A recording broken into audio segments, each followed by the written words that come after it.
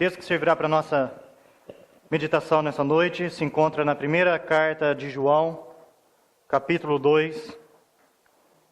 Faremos a leitura do versículo 18 até o versículo 23.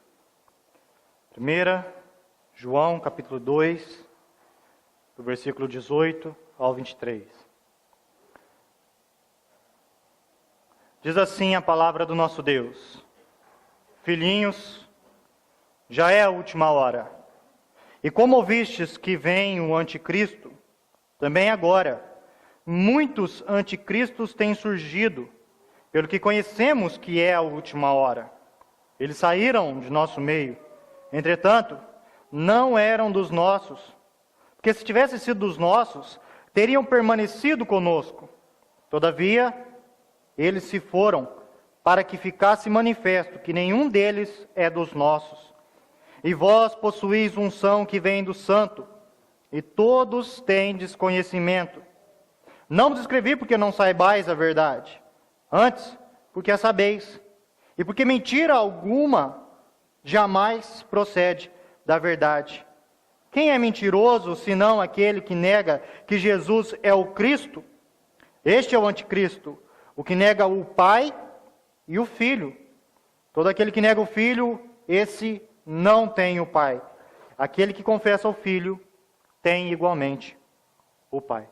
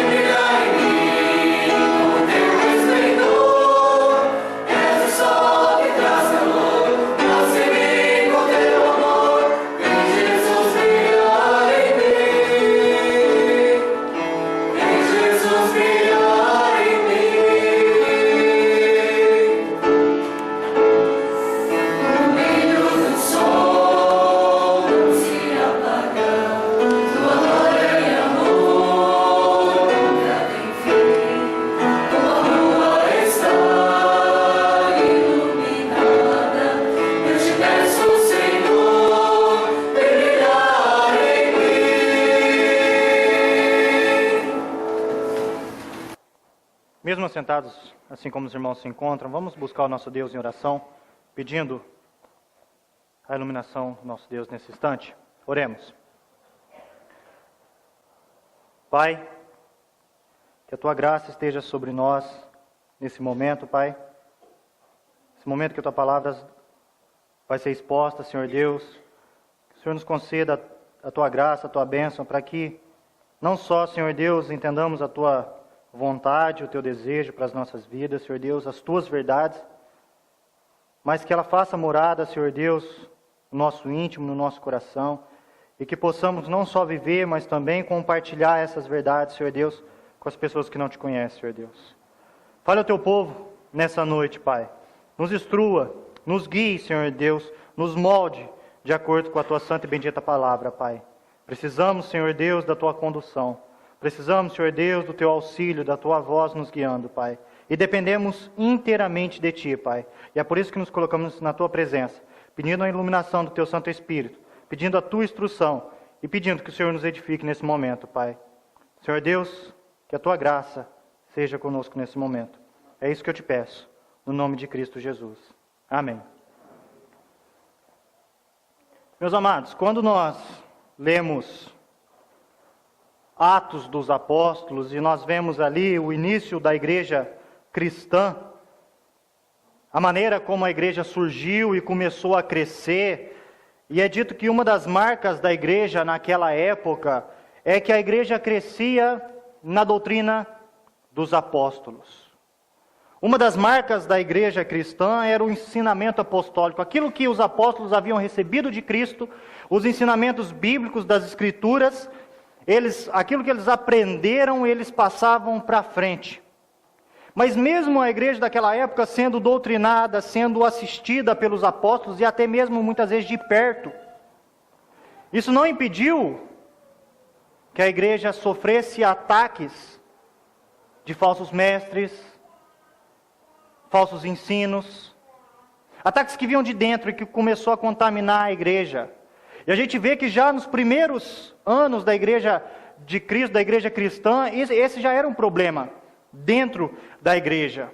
E quando a gente começa a andar pela história e vai vendo o crescimento da igreja e tudo, né, a igreja crescendo cada vez mais, até que chega a um ponto, já na idade dos pais da igreja, né, ali por volta do 3º, 4º século, o que a igreja faz? Uma das formas dela barrar os falsos ensinos, ela então cria o credo apostólico. Para quê? Para que aquilo fosse o filtro, para que as pessoas reconhecessem a fé genuína, a fé verdadeira, aquilo que a Bíblia ensina. Então, era uma maneira de discipulado, mas uma maneira também de peneirar aquilo que você crê. Aquilo que você crê, o credo apostólico era justamente isso, a crença bíblica, resumida. E aí a igreja passa, anos e anos e anos, e na reforma a gente vê os catecismos, as confissões, a confissão de fé, criada, a nossa confissão de fé, os catecismo breve, o catecismo maior de Westminster, cria também justamente para que unificasse as igrejas da Inglaterra naquela época, para que todos tivessem a mesma fé, crescem na mesma coisa. Só que o que nós vemos hoje, meus irmãos, na nossa realidade, trazendo para o nosso contexto, é uma diversidade tão grande de crenças. E eu não estou dizendo com relação a outras religiões, eu estou dizendo até com relação à igreja evangélica, de maneira geral, né? Hoje o termo evangélico está tão gasto, ficou tão subjetivo, que a gente sabe que hoje se coloca tudo dentro do mesmo pacote, como se todos crescem nas mesmas coisas. Como se não houvesse mais padrão, se não houvesse mais limites, se a palavra de Deus fosse o fundamento para todos, e a gente sabe que não é. E às vezes a falsa desculpa de passar a mão na cabeça ou de deixar ser ensinado, às vezes é porque eles estão pregando, e não importa a maneira que estão pregando, não importa o que estão pregando.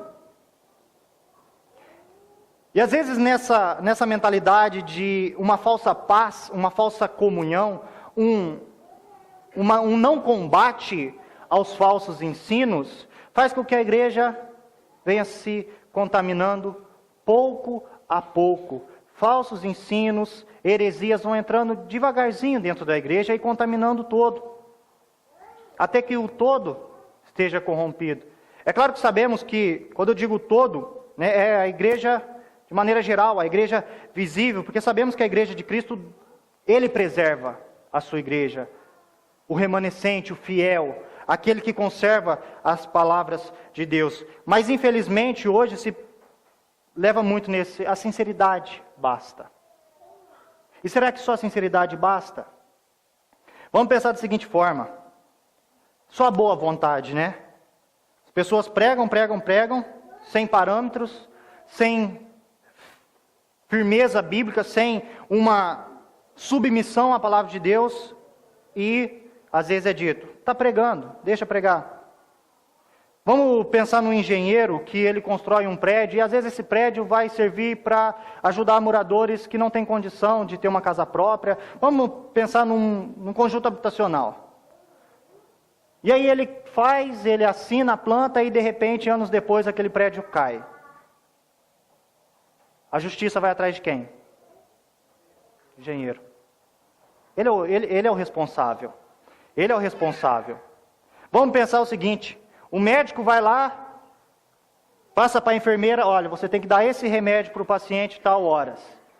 Ela se confunde, dá outro remédio para o paciente e aquele paciente morre. Isso a gente não está falando isso é fato, isso acontece. E aí, só a sinceridade basta? A gente vê que a gente precisa ter fidelidade, perseverança com relação à palavra de Deus.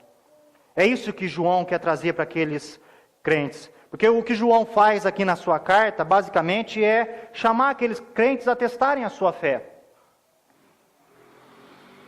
Ele faz isso de 3 formas. Ele chama os crentes para testar a sua fé de uma maneira moral, que é falando a respeito do seu relacionamento, do relacionamento da pessoa com Deus, num relacionamento de um teste social, ou seja, o seu relacionamento com o seu próximo, como que você se relaciona com o seu próximo, em amor ou não. E também um teste doutrinário, que é a respeito da sua fé, aquilo que você crê, se está de fato fundamentado na palavra de Deus. E João, desde o capítulo 1, ele vem trazendo um contraste entre luz e trevas. Ele vem trazendo um contraste entre o amor e o ódio. E agora João, ele vem falar a respeito do verdadeiro e do falso. E João deixa bem claro que não há meio termo. Não há um meio termo entre luz e trevas. Não há um meio termo entre o amor e o ódio. E não há um meio termo entre o verdadeiro e o falso. E é diante desse teste que João nos coloca nesse momento. Ele diz, o versículo de número 18. Filhinhos, já é a última hora. A primeira coisa que nós temos que considerar é o que João quer dizer com já é a última hora. Ele se dirige de uma forma bastante carinhosa, característica do apóstolo João, chamando aqueles crentes de filhinhos, e ele diz, já é a última hora. Em que sentido que é a última hora? Porque a Bíblia ela usa vários termos, e principalmente no Novo Testamento, ela diz os últimos tempos, os últimos dias. Aqui João fala da última hora. Que última hora é essa? Essa última hora é basicamente da primeira vinda de Cristo até a sua segunda vinda. Ela basicamente se inicia na morte e ressurreição de Cristo, descida do Espírito Santo, e ela só termina quando Cristo voltar. O sentido de última hora é porque não vai ter outra hora depois. Nós estamos nos últimos tempos. Desde quando Cristo subiu aos céus, mandou o Espírito Santo. Aí Pedro interpreta isso lá no seu discurso em Pentecostes, dizendo, e acontecerá nos últimos dias, e aí ele cita a profecia de Joel como se cumprindo. Ele interpreta aquilo como sendo o início dos últimos dias. Nós não estamos ainda no último dia, mas nós já estamos nos últimos dias, nos últimos tempos. E para João ele diz, essa já é a última hora. Nós já estamos no período final da história humana. O período final que se iniciou com a subida de Cristo aos céus e com a descida do Espírito Santo. E vai terminar quando Cristo voltar. E João alerta, olha, já é a última hora. E como ouvistes que vem o anticristo, é a segunda coisa que João pontua que já é a última hora, e vocês já ouviram que vai vir o anticristo. Ele diz, também agora muitos anticristos têm surgido, porque conhecemos que é a última hora. Uma das características dos últimos tempos é justamente o anticristo, os anticristos. E às vezes as pessoas têm a mentalidade de algo só futuro. Mas é interessante que Daniel já havia exortado o povo a respeito do anticristo. Depois o próprio Jesus Cristo, no capítulo 24, famoso sermão escatológico de Cristo, capítulo 24 de Mateus, ele fala a respeito desses, né? Ele diz no versículo 5, porque virão muitos em meu nome dizendo, eu sou Cristo, e enganarão a muitos. Versículo 11, levantar-se-ão muitos falsos profetas, e enganarão a muitos. Versículo 24, ele ainda diz, porque surgirão falsos cristos e falsos profetas, operando grandes sinais e prodígios para enganar, se possível, os próprios eleitos. Mas não para por aí, porque nós vemos Cristo orientando a igreja, os apóstolos, seus discípulos, que isso apareceria. E nós vemos os próprios apóstolos orientando as igrejas. Nós vemos, por exemplo, Paulo, ele orienta a igreja de Éfeso, ele orienta a igreja de Tessalônica, na segunda carta aos Tessalonicenses, capítulo 2. A gente vê Pedro, na sua segunda carta, capítulo 2, ele também orientando os falsos mestres que iam entrando dentro da igreja, que iam se espalhando dentro da igreja. A gente vê aqui João, mais uma vez, exortando o povo, deixando o povo, abram os olhos, fique atento, porque falsos ensinos vão surgir, falsos mestres vão surgir, e vai vir no meio de vocês. E a gente vê que na história da igreja isso fica muito claro, os falsos ensinos, as maiores heresias, não vêm de fora, surge de dentro. É um problema interno. E João diz, sabe por que isso está acontecendo? Sabe por que está surgindo muitos anticristos? Já tem surgido? Porque nós já estamos na última hora. É uma característica. Jesus Cristo já disse isso. É uma característica do nosso tempo. E o propósito do anticristo e daqueles que têm o espírito do anticristo, dos anticristos, é destruir a igreja. Seja de maneira externa ou de maneira interna. João pontua aqui a maneira interna. Mas o anticristo ele tem um sentido tanto de ser contrário a Cristo, mas também de se colocar no lugar de Cristo. De tomar o lugar de Cristo. A gente vê que no decorrer da história, muitos pensaram, o anticristo é Calígula, o anticristo é Nero, Napoleão, Mussolini, Hitler. Até mesmo o Papa, já pensaram?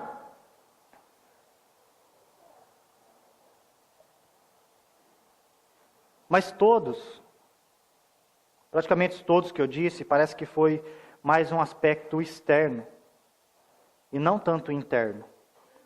João ele pontuou, vocês têm que tomar cuidado com esses que estão do meio de vocês, estão no meio de vocês. Por isso que ele diz no versículo 19, eles saíram do nosso meio. Esses anticristos saíram do nosso meio. É de dentro da igreja. E a igreja tem que tomar muito cuidado com isso. Porque é de dentro da igreja que vem, mas João ele pontua uma coisa para deixar muito claro, ele diz assim, eles não eram dos nossos. Eles não eram dos nossos, eles não pertenciam à igreja de Cristo verdadeiramente. Não é que eles chegaram um momento em que era nosso e agora passou a ser contrários. Não, eles nunca foram dos nossos. E é isso que João afirma. Por quê? Porque se tivessem sido dos nossos, teriam permanecido conosco. Teriam permanecido conosco.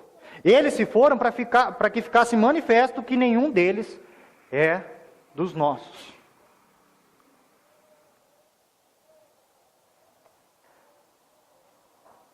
Não tem meio termo para João.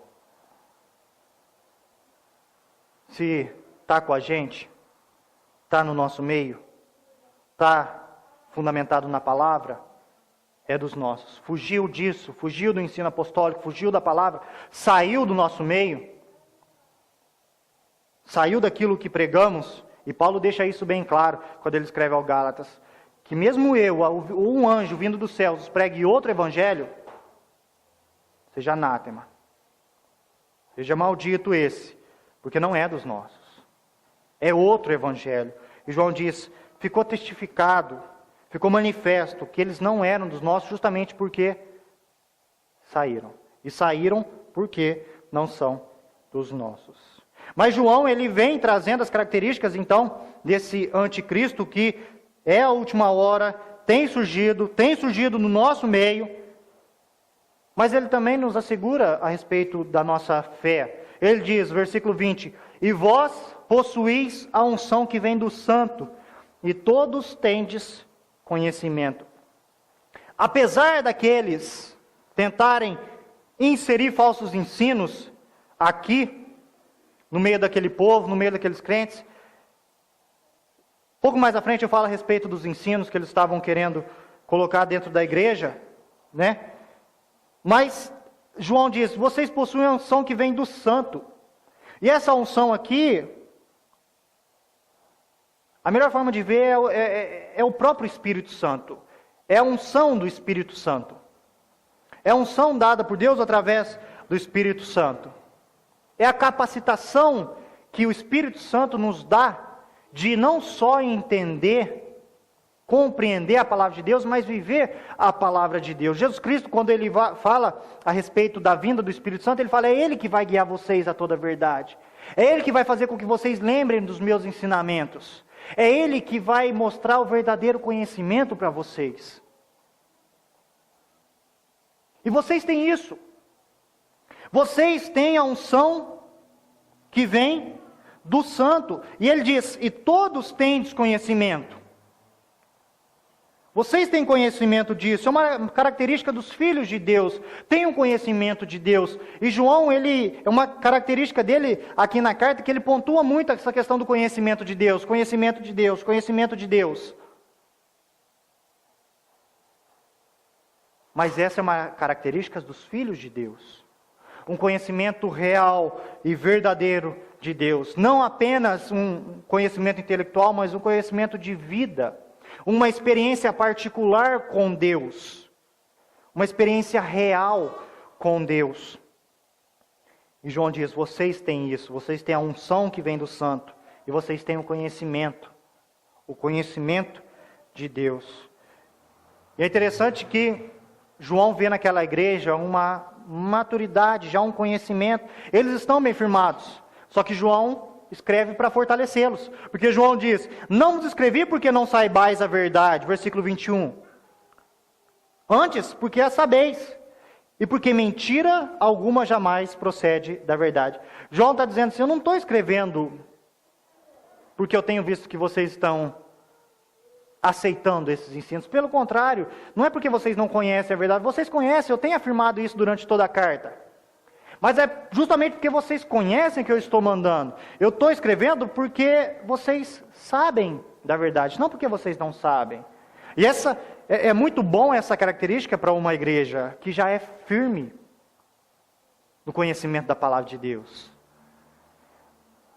Basicamente, João está fazendo um trabalho ali de prevenção. Não corretivo, mas preventivo para a igreja. Vocês já estão bem fundamentados, vocês conhecem a verdade, e a verdade aqui é o Evangelho, é a palavra de Deus. Vocês conhecem, vocês sabem que mentira alguma procede da verdade. Não dá para conciliar as duas coisas. Como eu disse no começo, para João não há meio termo, ou é mentira, ou é verdade. Não tem como a verdade produzir mentira. Não tem como a mentira brotar da verdade. É isso que João diz, vocês conhecem. Vocês sabem que isso é mentira. Vocês sabem que isso não procede da palavra de Deus. E aí João vai trazer, ele vai dar nome aos bois, vamos dizer assim, ele vai pontuar a mentira que eles estavam pregando. A mentira que eles estavam tentando inserir dentro da igreja.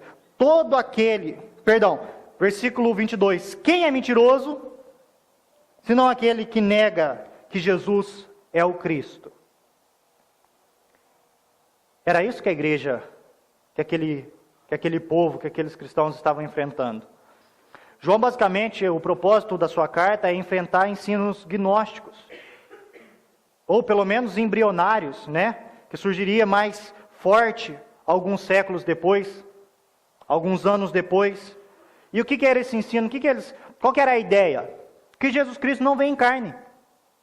Fazia uma separação entre o Jesus, homem, e o Cristo, Filho de Deus.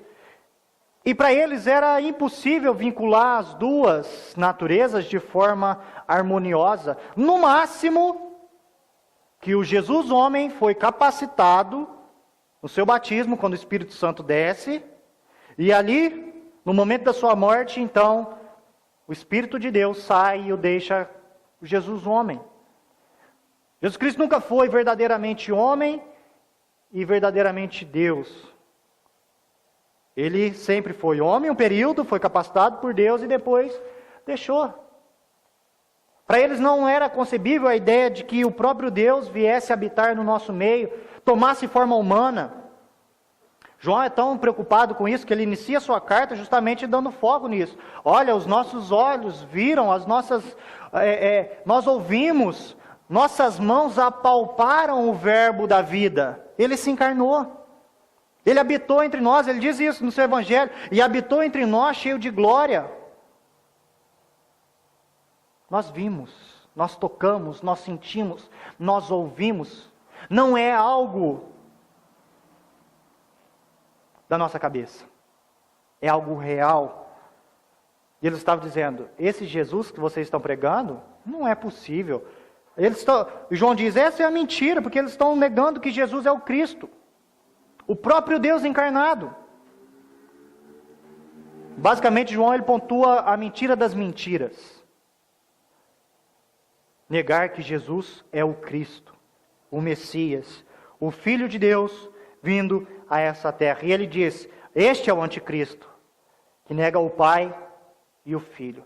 É interessante aqui que ele diz que nega que Jesus é o Cristo, mas agora ele diz que esse anticristo, ele nega o Pai e nega o Filho. E ele diz por quê? Porque se você não tem um filho, se você nega o filho, você também nega o Pai. Isso que está no versículo 23, todo aquele que nega o filho, esse não tem o Pai. Não existe relacionamento com Deus fora de Cristo. Não existe acesso a Deus fora, a parte de Jesus Cristo. Jesus Cristo deixa isso bem claro. Eu sou o caminho, a verdade e a vida. Ninguém vem ao Pai a não ser por mim. Jesus Cristo diz assim, se você me confessa diante dos homens, eu vou te confessar diante do Pai. Mas se você me nega diante dos homens, você não tem comunhão com o Pai. Eu também vou te negar diante do Pai. Só existe acesso a Deus, só existe comunhão com Deus através de Cristo, através de Jesus, o Cristo. E esse morto, ressurreto.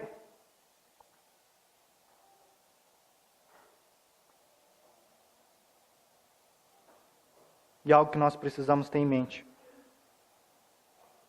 Por isso, cristianismo.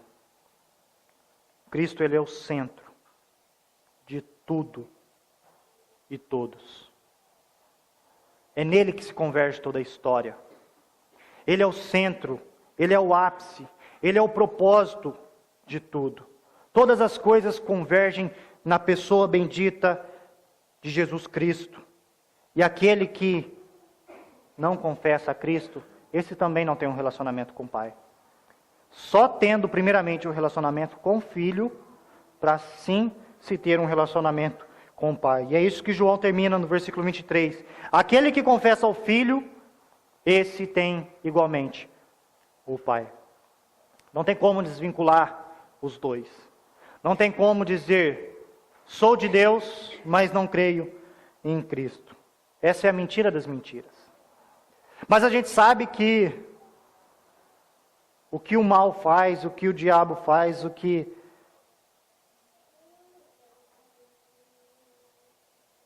aqueles que querem destruir a igreja faz, é ir disseminando mentiras. João ele pontua a mentira da época, né? E a mentira das mentiras, negar Jesus Cristo. Mas a igreja sempre foi atacada por mentiras. Mentiras e às vezes meias verdades, né? Que sempre tentaram entrar dentro da igreja e prejudicar o povo de Deus. O problema, meus irmãos, dos nossos dias, e que na verdade a igreja sempre enfrentou, é que em algumas épocas mais do que as outras, mas as pessoas querem pouco saber do conhecimento de Deus, conhecimento da palavra de Deus. As pessoas não querem se aprofundar, conhecer, ter a sua fé forte, fundamentada, segura, bem enraizada. De maneira que Paulo deixa isso claro, que nenhum vento de doutrina venha te levar. As pessoas não querem isso. As pessoas não querem isso. Não querem se aprofundar na palavra de Deus. E o que a gente vê hoje como consequência disso tudo é o que a gente chama de analfabetismo bíblico. Um monte de pessoas que se encontra dentro da igreja e são analfabetas, biblicamente falando. Pessoas que não têm um conhecimento mínimo e básico de quem é Deus, do seu propósito, de quem é Jesus Cristo, de quem a própria pessoa é, qual o seu propósito nessa terra. Não sabe. Não sabe.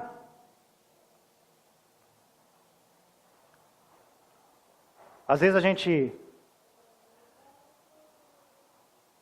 está dando aula, né? E às vezes você pergunta, né? Porque Deus amou o mundo? E aí faz aquele silêncio. Às vezes os versículos mais conhecidos, as pessoas não sabem responder, não sabem completar, fica coçando a cabeça e fica quieto, e o olho esbugalhado, né? Coisas mínimas. Eu não estou dizendo coisa, não é ser teólogo, não é ser um expert na palavra de Deus, são fundamentos da fé. Fundamentos básicos da fé, coisas que nós precisamos saber e hoje as pessoas não sabem. Conta uma história que um grande pregador chamado George Whitefield, ele certa vez conversando com um homem, e olha para vocês verem, isso há acho que uns 3 séculos atrás. Vê se não é a nossa realidade. Conversando com o homem, ele pergunta para o homem, no que você crê? Aí o homem responde assim, eu creio na mesma coisa que a minha igreja crê. E aí ele pergunta, mas no que a sua igreja crê? E ele responde, na mesma coisa que eu creio. E aí ele pergunta, no que vocês creem? Ele, nós cremos a mesma coisa. Não sabe. Não sabe. Tempo atrás, acho que foi até na aula com o pastor, a gente falando como que as pessoas não sabem mesmo, né? A gente pergunta, o que é Jesus Cristo para você? Ah, Jesus Cristo é tudo. E de fato é tudo, mas a pessoa fala tudo, mas é porque ela não sabe o que responder mesmo. Né? Se você pergunta, se pressiona um pouco mais, ela não consegue. Ela não sabe. E a gente vive tempos assim. Tempos que a igreja, nós não podemos dizer que nem João disse, olha, eu não estou escrevendo porque vocês não sabem. Eu sei que vocês sabem, nós não podemos infelizmente dizer isso hoje. Porque a gente vive tempos de dificuldade com relação ao conhecimento da palavra de Deus. E por isso, falsos mestres têm entrado facilmente no meio da igreja. Por isso, falsos ensinos têm se proliferado de uma maneira tão rápida, que surpreende. É uma coisa nova a cada dia, é uma ebulição de coisas, de novidades, e você fala assim, gente, mas de onde que eles estão com tanta criatividade, de onde que surge tanta coisa? Sabe por quê? Porque não tem fundamento, não tem pessoas ali que combate, que bota para fora. Que nem João, não é do nosso meio, pode sair. Aqui não tem vez. E o que acontece é que aí vão disseminando, vão jogando, a hora que vê, já está tudo envenenado. O que João traz para aquela igreja, para aquele povo daquela época, fiquem atentos. Fiquem atentos. Vocês estão bem encaminhados. Vocês estão bem encaminhados. Permaneçam firmes na palavra de Deus. Permaneçam firmes. João diz isso no começo da sua carta, versículo 3, versículo 4. Permaneçam firmes nos ensinos apostólicos. Aquilo que nós recebemos, nós passamos para vocês. Permaneçam nesses ensinos. Para que a nossa alegria seja completa. Para que vocês tenham comunhão com o Pai. Permaneçam. A palavra de Deus, vocês conhecem. Vocês têm a unção que vem do Santo. Trazendo algumas aplicações para nós, meus irmãos. Primeira coisa, nós estamos vivendo nos últimos tempos. Não pense nos últimos tempos só como algo futuro. Pelo contrário, algo presente, algo que já começou. Estamos inseridos nesses últimos tempos. Nessa última hora, nos últimos dias. Não pense só em algo futuro. Porque se você pensar, você vai ser pego de surpresa. E esses últimos tempos devem gerar em nós tanto alegria, porque é os últimos tempos. Esperança, porque da mesma forma que a promessa do Messias aconteceu e Jesus Cristo veio, Ele promete que vai voltar. E quanto mais o tempo passa, mais esperança isso deve gerar em nós. Paulo, na carta aos Romanos, capítulo 13, ele fala isso, ele fala assim, eu vou fazer a leitura para os irmãos, ele diz basicamente assim,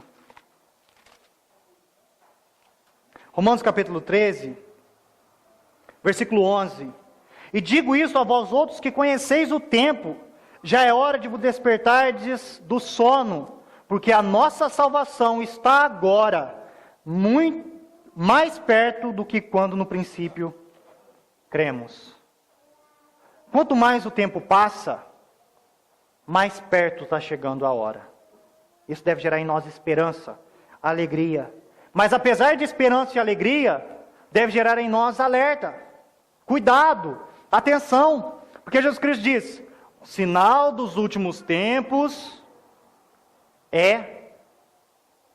um dos sinais dos últimos tempos os falsos ensinos, falsos mestres, falsos apóstolos, anticristos, que querem prejudicar a igreja do Senhor. Outra coisa, meus irmãos, para nós, é que o verdadeiro crente, ele deve rejeitar os falsos ensinos. Eu disse a princípio que um dos problemas nossos está pregando, com sinceridade de coração. Meus irmãos, para João não tem dessa. E para Deus não tem dessa. O verdadeiro crente, ele precisa rejeitar os falsos ensinos. A Bíblia chega a ponto de dizer que nós devemos fugir desses. Foge. Não tenha contato com tais pessoas. Nós precisamos rejeitar os falsos ensinos que tanto têm prejudicado a igreja contemporânea. Fugir, rejeitar. Mas apesar disso tudo, nós precisamos cada vez mais nos aprofundar na palavra de Deus. Como que podemos diferenciar o falso do verdadeiro? Primeiramente conhecendo o verdadeiro. Conhecendo o que é verdadeiro. Conhecendo aquilo que é verdadeiro, a gente vai conseguir distinguir o que é falso. Se a gente pegar exemplo de nota. O exemplo que eu gosto bastante é nota de dinheiro. Antigamente, cada tiragem de nota, cada modelo novo, o que eles fazem? Eles acrescentam o item para dificultar a falsificação. Por quê? Porque o povo é tão pilantra que eles procuram o MEI, vão lá e falsificam. Vão lá. E aí, quem trabalha com dinheiro, às vezes, no pegar o dinheiro, ele sabe, ele reconhece o falso do verdadeiro. Mas por quê? Porque ele conhece o que é verdadeiro. Ele tem conhecimento do verdadeiro. Então, quando ele pega o falso, ele se depara com o falso, ele diz assim, essa aqui é falsa. Só de, às vezes, sentir. Só de sentir. E o que eles têm que fazer é ir trocando. Para quê? Para que o que é mentira, para que o que é falso, não predomine. E assim também nós. Nós precisamos cada vez nos aprofundar mais, conhecer mais a Deus, conhecer mais da palavra de Deus, conhecer aquilo que Ele nos revelou. Para que possamos, quando sermos confrontados com aquilo que é falso, estarmos prontos. Pedro fala, estar pronto para responder. Estar pronto para responder. Precisamos ter isso. Mentira é mentira. Verdade é verdade. Não há meio termo. E só podemos distinguir aquilo que é mentira se de fato conhecermos a verdade. A palavra de Deus, que nos orienta, que nos guia. Então, meus irmãos, estamos nos últimos tempos. Alegria, esperança, mas também alerta, cuidado. Precisamos rejeitar os falsos ensinos e cada vez mais nos aprofundar no conhecimento da palavra de Deus, para que estejamos sempre preparados para distinguir o falso do verdadeiro. Que o nosso Deus nos ajude nesses últimos tempos, nessa última hora, para que nós não venhamos a ser prejudicados por todos os dardos que o inimigo tem lançado contra a igreja de Cristo. Que o nosso Deus nos fortaleça. Amém?